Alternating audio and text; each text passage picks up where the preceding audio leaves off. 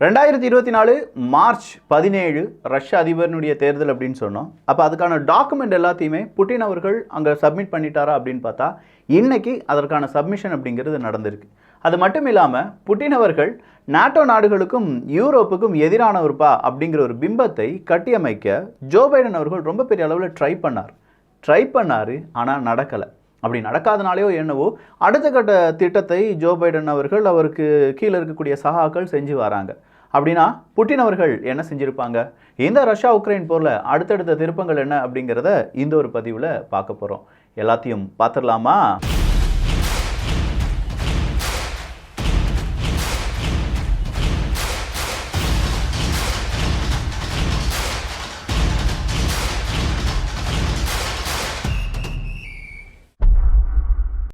ஆவ்திகா முதல் இடத்துல இல்லாட்டி முதல் விஷயமா நம்ம பார்க்க வேண்டியது ஆவ்திகா தான்.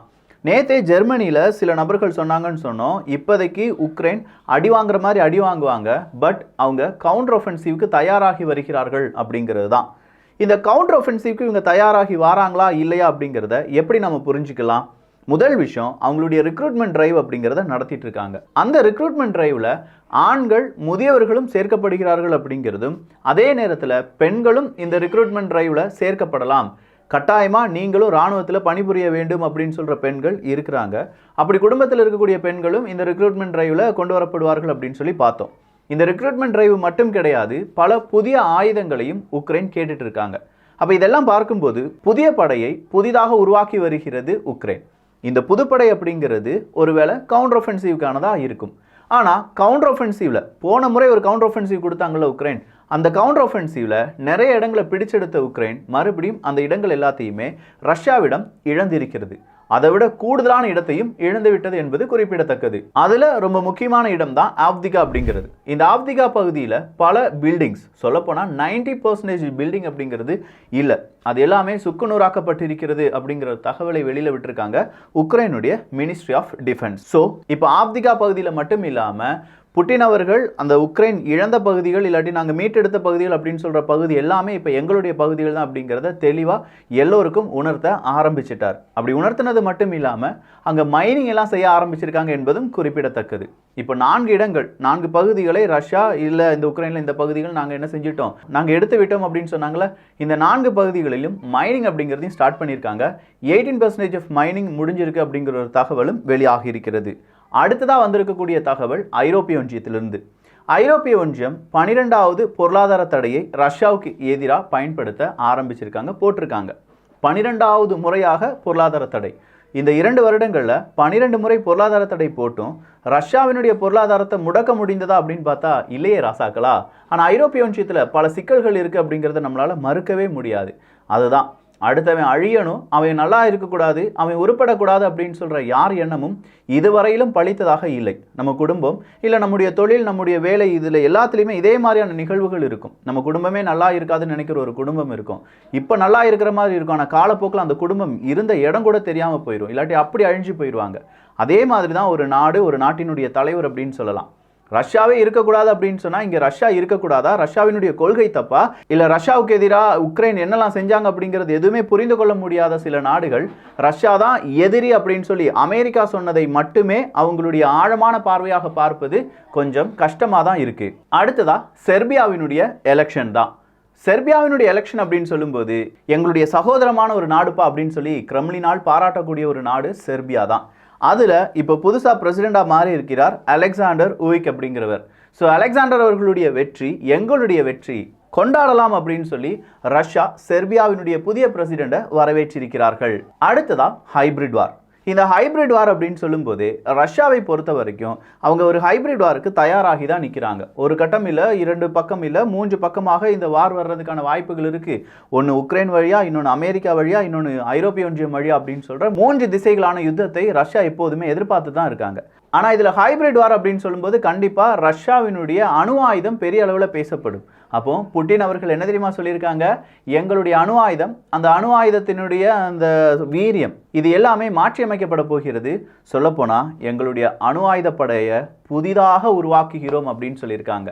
ஆல்ரெடி அவங்க அணு ஆயுதத்துக்கான சில ஆயுதங்களை மாற்றி விட்டார்கள். சில ஆயுதங்களை அவுடேட்டட் அப்படின்னு சொன்னது எல்லாத்தையுமே மாற்றி புதுசாக ரொம்ப வீரியமிக்க அணு ஆயுதங்களை மாற்றியிருக்கிறார்கள் அப்படிங்கிற தகவல் எல்லாம் வெளியாகும் போது எஸ், அதை நாங்கள் செஞ்சுட்டு தான் இருக்கோம் அப்படிங்கிறத ஒஃபிஷியலாக அறிவிச்சிருக்காங்க இன்னைக்கு ரஷ்யா. அடுத்ததாக போலந்து தான். போலந்தில் நீதிமன்றம் ஒரு 14 நபர்களை கைது பண்ணி அவங்க குற்றவாளிகள் அப்படின்னு சொல்லியிருக்காங்க. அதில் ரஷ்யா, பெலரஸ், உக்ரைன் நாட்டை சார்ந்தவர்கள். இவங்க யார் அப்படின்னு சொல்லி பார்த்தோம்னா இவங்க எல்லாருமே ரஷ்யாவினுடைய உளவாளிகளாக இருந்தார்கள் அப்படின்னு சொல்லி போலந்து குற்றச்சாட்டை சுமத்தி இருக்கிறது. அதற்கான எவிடன்ஸை சப்மிட் பண்ணியிருக்காங்க. அதனால தான் அவங்க கைது செய்யப்பட்டு அவங்களுக்கான தண்டனையும் அறிவிக்கப்பட்டிருக்கிறது. யார் அழிச்சாலும் ரஷ்யாவினுடைய உளவாளிகளை அழிப்பது அப்படிங்கிறது கொஞ்சம் கஷ்டமாகத்தான் இருக்கும் அப்படிங்கிறது இதனாலேயே தெரிய வருகிறது. ரஷ்யா, கேஜிபி என்னடா ஆச்சு விக்கி அப்படின்னு கேட்டால் அது எனக்கு கேட்குது. கேஜிபி சீரீஸ்லாம் ரொம்ப பிரம்மாண்டமாக இருக்கணும், நல்லா இருக்கணும். நிறைய ஸ்டடி நடந்துட்டுருக்கு. பார்க்கலாம் எப்போது அது ரிலீஸ் ஆகுது அப்படின்னு சொல்லி. வார் சப்ளைஸ் இத்தாலியை பொறுத்த வரைக்கும் என்ன நடந்தாலும் சரி உக்ரைனுக்கு தேவையான வார் சப்ளைஸை நாங்கள் செஞ்சுக்கிட்டே இருப்போம் அப்படின்னு சொல்லியிருக்காங்க. ஸோ இத்தாலி வார் சப்ளை செய்யும் அப்படிங்கிறது materials and equipments 2024 until the end of 2024 அப்படின்னு சொல்லியிருக்காங்க. ஸோ 2024 முடிவடைகிற வரையிலும் நாங்கள் என்ன செய்வோம், இந்த வார் சப்ளை அப்படிங்கிறத செஞ்சுக்கிட்டே இருப்போம். எதற்காகவும் நீங்கள் பயப்பட வேண்டாம், எங்களால் என்னென்ன முடியுமோ அது எல்லாமே நாங்கள் உக்ரைனுக்கு கொடுப்போம் அப்படின்னு சொல்லியிருக்காங்க. அமெரிக்காவினுடைய ஸ்டேட் செக்ரட்டரியும் அதே மாதிரி ஃபின்லாண்டினுடைய ஃபாரின் மினிஸ்டர் எலினா அவர்களும் இன்னைக்கு சந்தித்து கொண்டார்கள் அப்படிங்கிற ஒரு செய்தி வெளியாக இருக்கிறது. 2 தினமாகவே இந்த ஃபின்லாண்டை வச்சு உலக அரசியலில் பெரும் மாற்றத்தை ஏற்படுத்துவதற்கான முயற்சியில் அமெரிக்கா ஈடுபட்டு இருக்காங்க. இதே ஃபின்லாண்டை காண்பித்து தான் எப்பா பார்த்துக்கோங்க நாட்டோ நாடுகளை ரஷ்யா தாக்குவாங்க அப்படின்னு சொன்னாங்க ஜோ பைடன் அவர்கள். அந்த நேரம் ஃபின்லாண்டு கிட்ட ரஷ்யா சொன்னாங்க, நீ தான் போய் ஜாயின் பண்ண, நீ தான் அதற்கான பதிலடியை கொடுக்கணும், நான் உன்னை தாக்குவேன்னு என்னைக்காவது சொல்லியிருக்கேனா, இல்லை இந்த மாதிரி ஐரோப்பிய ஒன்றிய நாட்டையோ இல்லாட்டி நாட்டோ நாடுகளையோ தாக்குற எண்ணம் எங்களுக்கு கிடையாது, இப்படி பூச்சாண்டி காண்பிக்கும் வேலை அமெரிக்கா தான் இருக்கும் அப்படின்னு சொல்லி ஃபின்லாண்டை கூப்பிட்டு வச்சுருந்தாங்க. ஃபின்லாண்டை கூப்பிட்டு இவங்களுக்கு ஒரு எச்சரிக்கையும் கொடுத்தாங்க. அந்த எச்சரிக்கை ஏன்னா ஃபின்லாண்டு மற்றும் அமெரிக்காவுக்கு இடையே ஒரு இராணுவ ஒப்பந்தம் அப்படிங்கிறது கையெழுத்தாக போகிறது. அப்போ இந்த இராணுவ ஒப்பந்தத்தில் ஃபின்லாண்டு மற்றும் ரஷ்யா நிறைய ஒரு 1000-1200 கிலோமீட்டர் பார்டரை ஷேர் பண்ணியிருக்காங்க.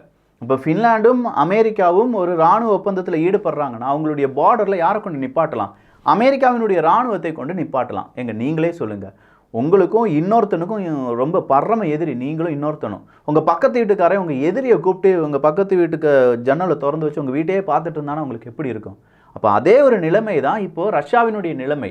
ஸோ கொஞ்சம் புரிஞ்சுக்கோ ஃபின்லாண்டு, நீ செய்கிறது தவறு, உனக்கு வேணும்னு அது சரியாக இருக்கலாம், ஆனால் எனக்கு அது ரொம்ப பெரிய தவறாக இருக்குது, கொஞ்சம் பார்த்து இருந்துக்கோப்பா அப்படிங்கிற ஒரு எச்சரிக்கை இன்னைக்கு ஃபின்லாண்டுக்கு கொடுக்கப்பட்டிருக்கிறது ரஷ்யாவின் சார்பாக. அடுத்ததாக ஒரு ப்ரொபகண்டா நியூஸ் தான். அந்த ப்ரொபகண்டா நியூஸ் என்னென்னா நெதர்லாந்துலேருந்து வெளியாகுது.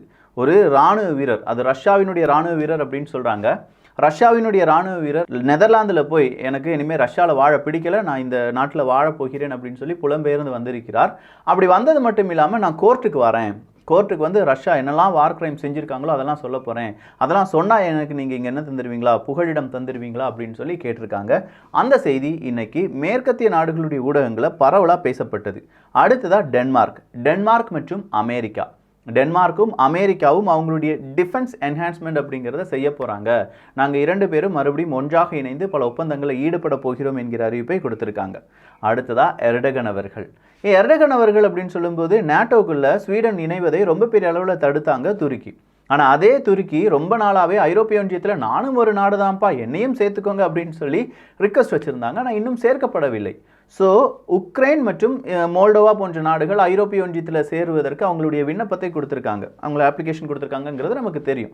அப்போ உக்ரைனுடைய அந்த அப்ளிகேஷனை அக்செப்ட் பண்ணலாமா வேண்டாமா அப்படின்னு சொல்லி ஐரோப்பிய ஒன்றியத்தினுடைய கவுன்சில் முடிவெடுக்கும் போது துருக்கி சொல்கிறாங்க, இதை விட நல்ல நாடு நான், எங்கள் நாட்டில் அங்கே இருக்கக்கூடிய ஊழலை விட இங்கே ஊழல் கம்மியாக தான் இருக்குது, எங்களையே நீங்கள் இன்னும் சேர்க்கலையே, அதை எப்படி உக்ரைனை சேர்ப்பீங்க, இவ்வளோ நாள் நான் அப்ளிகேஷன் போட்டு வச்சுருக்கேன், என்னை கண்டுக்கிடாமல் நீங்கள் உக்ரைனை கண்டுக்கிடுவீங்களா அப்படின்னு சொல்லி எகெயின் அங்கே ஒரு பெரும் பிரச்சனை எழுப்பப்பட்டு வருகிறது. ஐரோப்பிய ஒன்றியத்துக்குள்ள யார் முதலில் நுழைவார்கள் அப்படிங்கிறது இப்போது துருக்கி மற்றும் உக்ரைனுக்கு இடையே இருக்கக்கூடிய ஒரு போட்டி. கிட்டத்தட்ட ரஷ்யாவினுடைய ஃப்ரண்ட் லைன் ஒரு 7000 சதுர கிலோமீட்டர் அளவுக்கு கன்னிவெடிகளை பொருத்தி இருக்கக்கூடிய இடமாக மாற்றி வைத்திருக்கிறார்கள். அப்போ 7000 சதுர கிலோமீட்டர் அப்படிங்கிறதுல கன்னிவெடிகள் அவங்களுடைய ஃப்ரண்ட் லைனில் இருக்குது அப்படின்னா உக்ரைனுடைய கவுண்டர் ஒஃபென்சிவ் கொஞ்சம் ஸ்லோவாகத்தான் இருக்க போகுது. ஓரிரு மாதங்கள் பிறகு உக்ரைன் செய்ய போகிற கவுண்டர் ஒஃபென்சிவ்க்கு இப்போதே தடைகள் போட்டு வச்சிருக்காங்க ரஷ்யா என்பது தான் செய்தி. F-16 விமானம் துருக்கி கேட்டுட்டு இருந்தாங்களே, F-16 விமானம் என்ன ஆச்சுப்பா? நான் தான் ஸ்வீடனுக்கு ஓகே சொல்லிட்டேனே, ஏன் இன்னும் F-16 விமானம் எங்களுக்கு கிடைக்காம இருக்கு? இந்த கேள்வியும் இன்னைக்கு எர்டகன் அவர்கள் கேட்டிருக்காங்க. அடுத்ததாக வந்திருக்கக்கூடிய செய்தி, Russia does not seek fight with Europe and NATO என்பது பல ஊடகங்களும் வந்திருக்கிறது. சொல்லப்போனால் உக்ரைன் மட்டும்தான் என்னுடைய இலக்கு என்பதை ரஷ்யா தெள்ள தெளிவாக கூறி வருகிறது. அடுத்ததாக உக்ரைனுடைய குட்ஸ் அப்படிங்கிறது தான், எக்ஸ்போர்ட் ஆகிற குட்ஸ் இருக்குல்ல, அது இயர் டு இயர் நம்ம எடுத்து பார்த்தோம்னா ஜனவரியிலேருந்து நவம்பர் வரை, இதே மாதிரி ஜனவரியிலிருந்து நவம்பர் வரை போன வருடம் எடுத்து பார்த்தோம்னா கிட்டத்தட்ட 19.3% குறைந்திருப்பதாக தகவல்கள் வெளியாகி இருக்கின்றன. டைமண்ட் பேன், ரஷ்யாவிலிருந்து வரக்கூடிய டைமண்டை நம்ம யாரும் வாங்கக்கூடாது அப்படிலாம் சொல்லியிருந்தாங்கல்ல, அப்போ ரஷ்யா இன்னைக்கு சொல்லியிருக்காங்க, ராசா உனக்கு மட்டும் இந்த மார்க்கெட் ஓப்பன் கிடையாது, உலகெங்கிலும் எங்களுடைய மார்க்கெட் ஓப்பனில் தான் இருக்குது, நாங்கள் பார்த்து கொள்கிறோம், நீங்கள் உங்கள் வேலையை பார்த்துக்கோங்க அப்படிங்கிற ஒரு தகவலை வெளியிட்டிருக்கிறார்கள். ஸோ நிறைய செய்தி, குட்டி குட்டி செய்தியாக இருந்தாலும் அது ஆழமான செய்தியாக தான் இருக்கும் அப்படின்னு சொல்லி நம்புகிறேன். இந்த செய்தியை பற்றி உங்களுடைய கருத்துக்கள் இங்கே வரவேற்கப்படுகின்றன. எல்லோரும் வியூகத்தில், தமிழ் வியூகத்தில் இணைந்திருங்கள். நல்லதை பகிர்ந்து நல்ல சமுதாயத்தை உருவாக்குவோம். நன்றி, வணக்கம்.